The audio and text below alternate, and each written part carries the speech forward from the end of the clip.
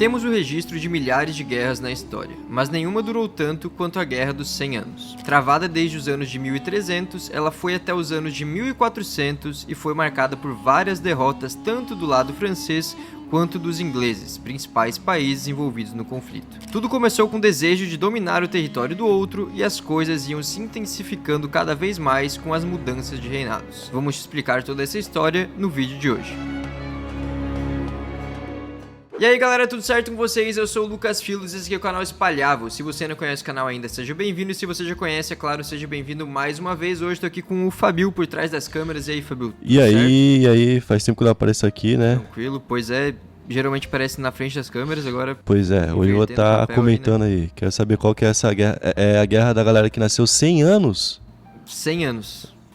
É isso? Guerra da galera que nasceu... É essa aí. Da Sasha Meneghel, Tem pessoal então. que é assim, né? Então, qual vai ser a meta de likes pra esse vídeo? Pô, já que a gente falou da Sasha, né? Tinha a música dos 5 patinhos, vamos pedir 555 likes, então. 555 likes, então a gente conta com vocês pra bater essa meta que ajuda bastante a gente e bora pro vídeo. Bom, pra gente começar a falar dessa guerra, a gente tem que voltar lá pro ano de 1328, quando a França e a Inglaterra eram dominadas por reis. Foi nessa época que o rei Carlos IV da França faleceu e o Eduardo III da Inglaterra quis controlar a França. Ele alegava ser sobrinho por parte de mãe do Carlos e que isso bastaria pra ele poder assumir, mas uma antiga lei proibia a ascensão ao trono de um parente por parte de mãe. Então o Felipe de Valois, primo do Carlos IV, assumiu, dando início a uma guerra então que duraria mais de 100 anos. O Felipe se tornou o Carlos V durante seu reinado, e os primeiros passos da guerra, né, para entender as motivações, também foram basicamente esses. No lado francês, uma antiga disputa econômica motivava a monarquia a participar de uma guerra contra os ingleses. Eles pretendiam principalmente dominar a região de Flandres, que é uma região que ficava entre os dois países e hoje fica na Bélgica. Era uma região muito próspera economicamente, tinha muita produção de lã, o comércio de tecidos também era muito forte, e os comerciantes de Flandres, se sentindo ameaçados, né, por conta disso, apoiaram a Inglaterra e não a França, inclusive financiando as tropas da Inglaterra, o que deu uma vantagem para eles. É até doideira, porque a gente tem dificuldade de entender como que os caras se sentiam nessa época, né? Se sentiam mais, sei lá, flanderenses ou franceses, tá ligado? Ah, sim. Porque era tudo meio isolado, né? Tipo, o cara não tinha muita esse negócio de notícia, de...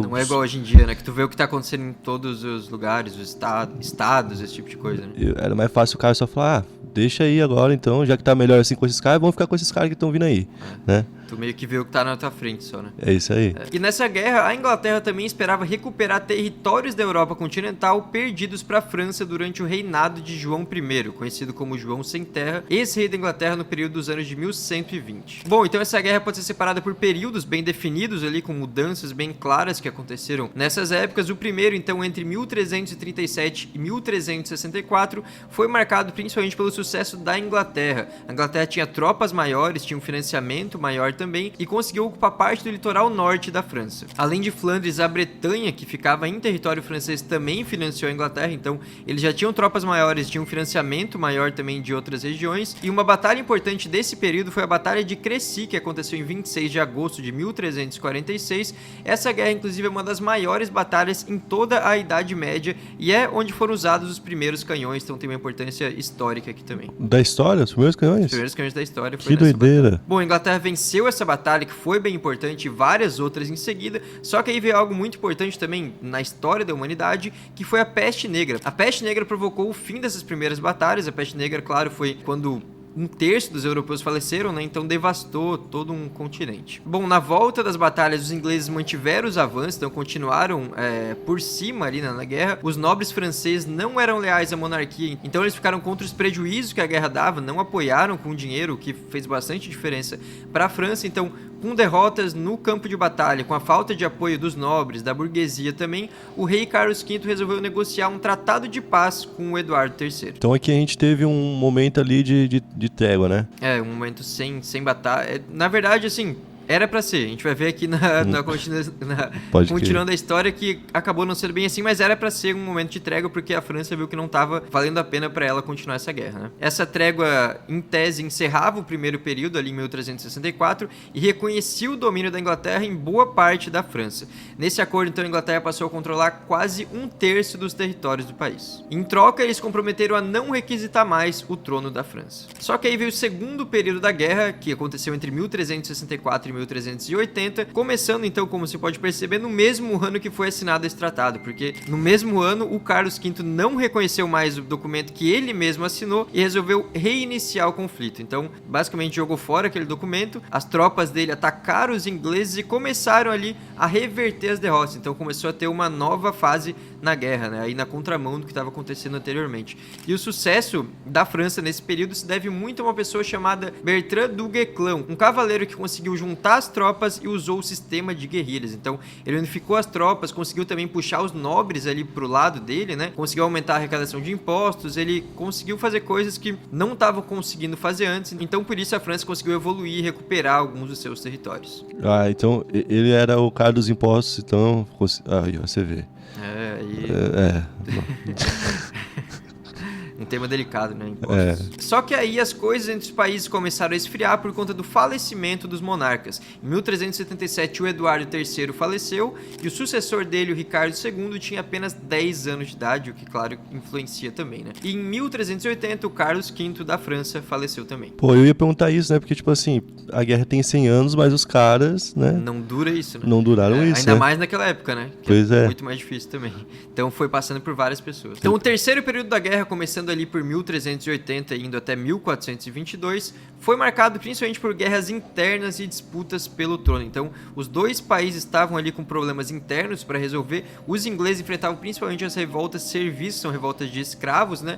E o rei Ricardo II entrou em confronto contra os nobres e foi destituído do trono. Com o apoio da nobreza, o Henrique V que assumiu essa posição. Então, até o cara que veio depois já rodou também. Já tinha ido também, já estava no terceiro já. Já na França, os confrontos internos que ela estava tendo que lidar ali se deram principalmente por conta de uma revolta na região de Borgonha. Os nobres dessa região se dividiram entre Armagnacs e Bourguignons, uma rivalidade que acabou gerando uma guerra civil. Essas batalhas então duraram quase 30 anos, enfraqueceram muito a França e, para piorar, muitos apontavam que o Carlos VI, que tinha assumido, não tinha condições para governar por conta de problemas mentais. Ele então era chamado de louco e foi substituído por uma junta governativa. Então é mais uma troca aí que aconteceu. Os ingleses aproveitaram desse enfraquecimento da França e continuaram avançando, então conseguiram entrar em uma nova fase de avanços, conquistar novos territórios. Em 1415, inclusive, eles tiveram avanços bem importantes. O rei Henrique V atacou a Normandia, que fica no norte da França, e venceu a batalha, e no mesmo ano eles conseguiram ocupar Paris. Em 1420 foi assinado o Tratado de Troyes, no qual a França reconhecia o domínio inglês sobre o norte do país, e além disso, o Henrique V se casou com a Catarina, filha do rei francês, e se tornou herdeiro do trono. Então era um momento realmente muito forte para a Inglaterra em diversos sentidos. Bom, em 1422 veio mais uma mudança, porque os reis Carlos VI e Henrique V faleceram, e esse momento também marcou uma mudança ali, o início de uma mudança nos rumos da guerra, porque a nobreza francesa começou a retomar alguns dos territórios perdidos sob o comando do novo monarca, o Carlos VII. Pelo menos a família do Carlos ali tinha um padrão, né? Carlos era forte, né? O quarto período, então, começou em 1422, foi até 1453, e foi um período marcado principalmente pela participação da Joana d'Arc, uma pessoa muito famosa, né? Que acho que todo mundo já estudou sobre ela na escola. Virou santa, né? Muito conhecido na história. Eu acho que é santa, então, a Joana d'Arc é uma pessoa muito conhecida, como a gente falou, e a história dela aconteceu aqui, né? Ela era uma camponesa francesa, e os pais dela tinham uma pequena terra que trazia sustento para a família, e a relação dela com a guerra era basicamente a mesma de outros camponeses, né? A guerra prejudicava as terras, as plantações, então diminuía a renda, né? A renda da família, trazia fome e vários prejuízo, enfim, era uma coisa muito negativa para eles. A Joana também teve uma criação muito religiosa, sendo católica, então, somando esses dois fatores, né, e tendo uma vontade de acabar com a guerra por conta de motivos religiosos e também porque afetava diretamente a família dela, ela se tornou uma das grandes personagens da história da França. Ela, então, alegava que tinha visões e ouvia vozes de santos, então ela falava que ela era orientada ali nessas aparições sobrenaturais que aconteciam a participar da guerra para expulsar os ingleses da França e para garantir a coroação do Carlos VII. Numa época, tá, que hoje a gente vê poucas mulheres no exército, por exemplo, aqui no Brasil, naquela época era quase zero, né? E ela tava lá. Tem esse outro É lado uma também. coisa até que gera discussão entre os historiadores, que é claro, o envolvimento dela é confirmado, né? Mas até tem relatos que apontam que ela participou até do campo de batalha, no meio dos homens, Isso. e tem historiadores que citam que a participação dela foi mais estratégica, de preparação, de motivação também das tropas, né? Enfim, só pra gente entender aqui a linha do tempo, né? Ela disse que ela começou com essas aparições quando tinha 13 anos, aparições de santos e tal, pra orientar ela, e aos 16 que ela decide realmente ir pra guerra, e ela consegue uma reunião com o rei e consegue a liberação de tudo que ela dizia ser necessário ali, cerca de 5 mil homens, armas, proteção. Então, daí vem aquele ponto que a gente acabou de falar, né, que ela teria participado ativamente da guerra. Já alguns historiadores acreditam nisso, outros acreditam que foi um papel mais de preparação, de estratégia, mas de qualquer forma, é claro que ela foi fundamental para duas vitórias muito importantes da França, em Orleans e em Reims, além de outras, então ela se tornou uma figura muito importante na história do país. Tanto que ela é acho que ela é uma das poucas figuras que ela é admirada tanto por quem não é tão religioso. Ela é uma figura do feminismo e ela é uma figura do catolicismo, tá ligado? Então, tipo assim, ela até une aí tribos, né? Igual o Nirvana. Então, ela faz serviço aí também. Aquele famoso tweet do Dinheiro Preto. Dinheiro Preto? É. Dinheiro Preto. Bom, mas mesmo assim, mesmo com o papel dela sendo tão fundamental, os bourguignons mandaram prendê-la. E em 1430 ela foi capturada, entregue aos ingleses e condenada à morte um ano depois, sendo queimada na fogueira por feitiçaria. Pô, nessa época qualquer coisa era feitiçaria, né, velho? É uma coisa que a gente só vê lendo essas coisas bem antigas mesmo. Bom, os franceses continuaram lutando e conseguiram recuperar todos os seus territórios. A Inglaterra nesse momento estava focada em resolver mais os conflitos internos dela e se enfraqueceu então em relação a essa guerra. A última batalha foi a Batalha de Castillon, em 17 de julho de 1453. Ali os últimos ingleses foram derrotados e o conflito finalmente acabou. Puta que pariu, acabou muito depois, né? Custou muita vida e no fim não levou a nada, meio né? que continuou do jeito que estava, porque tinham conquistado muita coisa e depois a França recuperou e continuou do jeito que estava antes. Só fez pessoas serem perdidas, dinheiro ser perdido, lugares serem devastados, né? Então, guerra normalmente é por isso aí, aí, né?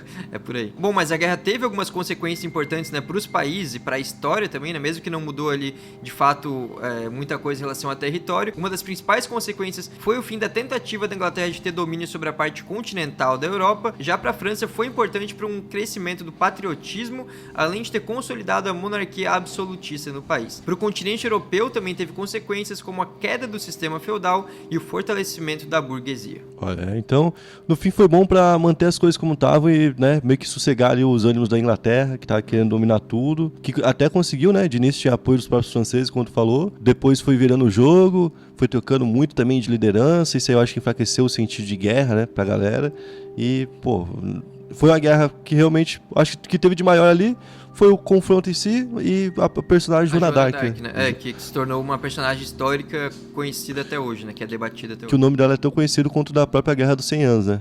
É isso aí. Até mais conhecido ainda, eu acredito, né? Ela é mais famosa do que a própria guerra, né? Eu acho que sim também. Inclusive o pessoal pode comentar aí, se quiser um outro vídeo sobre a Joana d'Arc, né, Phil? Você pode fazer, né? Só a história dela, dando detalhe e tal, bem interessante. Bom, então é isso aí, esse foi o vídeo de hoje, espero que vocês tenham gostado aqui da forma que a gente abordou, e se você gostou, é claro, deixa o like que ajudou bastante a gente, se inscreve aqui no canal também, e claro, ativa as notificações aqui para não perder nenhum conteúdo nosso. É isso aí, tamo junto, até a próxima.